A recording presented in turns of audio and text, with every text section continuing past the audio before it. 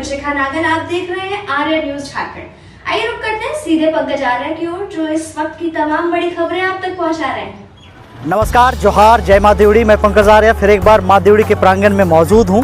मैं आपको बताऊं कि आज यहाँ पे पूर्व मंत्री गोपाल कृष्ण पातर उर्फ राजा पीटर के द्वारा यहाँ पे मन्नतें जो मांगी गई थी, मन्नतों को पूरा होने की वजह से यहाँ पे उनके द्वारा बकरा का बलि दिया गया और यहाँ पर एक तरह से प्रसाद वितरण किया गया। काफ़ी संख्या में उनके समर्थक जो है यहाँ पर हज़ारों की संख्या में समर्थक जुटे और साथ ही साथ प्रदेश के पूर्व मुख्यमंत्री और साथ ही साथ भाजपा के वर्तमान प्रदेश अध्यक्ष बाबूलाल मरांडी भी इस दौरान पहुंचे।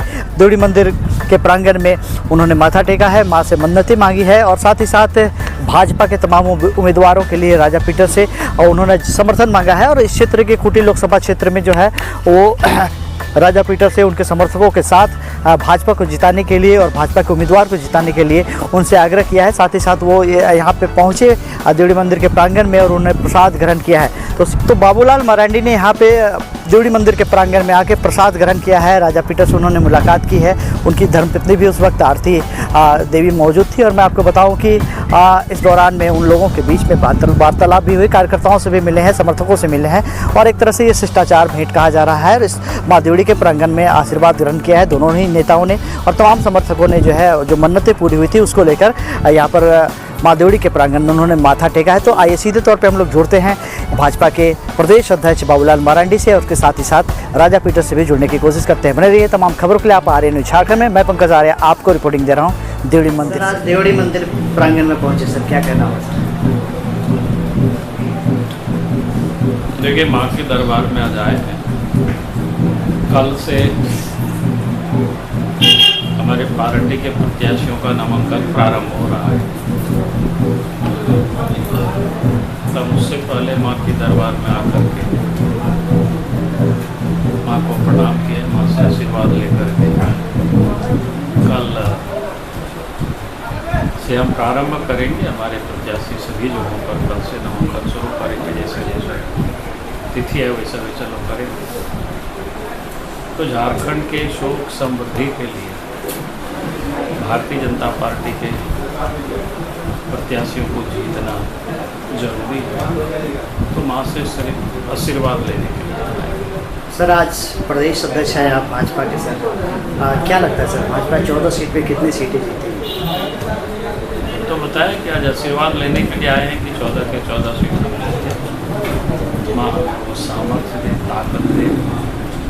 खूंटी लोकसभा में पैरामीटर थोड़ा सा डाउन चल रहा है सर, क्या होगा आपकी तरफ से प्रयास? खूंटी लोकसभा में पैरामीटर अच्छा हो तो सबों से कहेंगे कि यहाँ पर राजा पीटर जी भी बैठे हुए, कहेंगे कि भाई इस बार आपकी सभाएं होंगी सर यहाँ पर? निश्चित रूप से होगी। यहाँ भी 23 तारीख को खूंटी लोकसभा का नामांकन और 23 तारीख को हम नामांकन दे आएंगे और भी हमारे राष्ट्रीय नेता आएंगे, संभवतः राजनाथ सिंह आने वाले हैं जी। राजा पीटर जी, बाकी समय में हम रहेंगे। पहले भी हम खूंटी लोकसभा क्षेत्र के भिन्न भिन्न हिस्सों में हम घूम चुके हैं, ऐसी नई बात नहीं है हमारे लिए कुछ।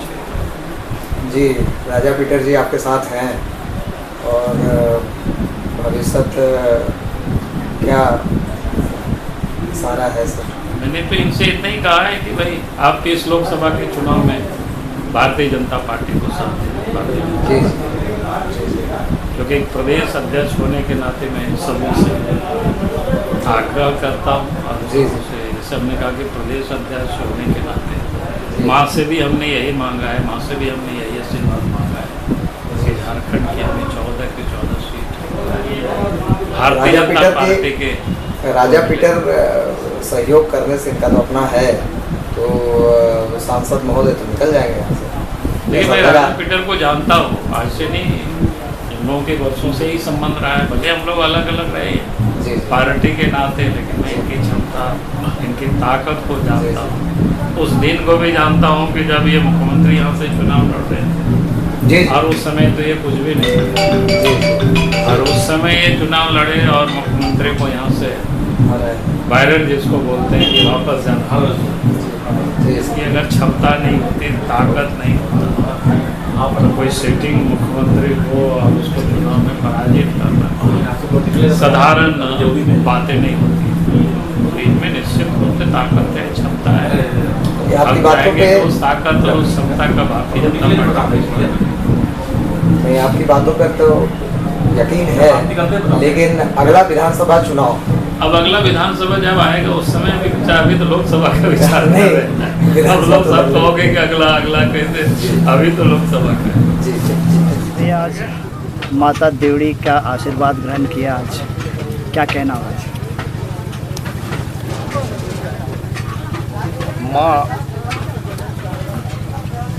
माँ है, सर्वशक्तिमान है, और सर्वशक्तिमान की पूजा कुछ दिन पहले रामनवमी का पर्व हमने मनाया है।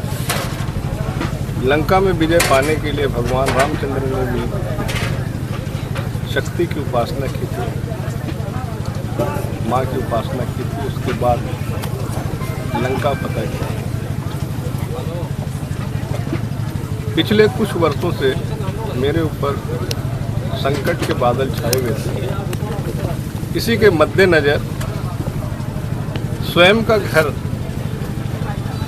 के जो सदस्य हैं, वहाँ से लेकर के मेरे विधानसभा, राज्य भर के जितने मेरे चाहने वाले थे, समर्थक थे, कार्यकर्ता थे, आज भी जो हैं, इन सभी लोगों ने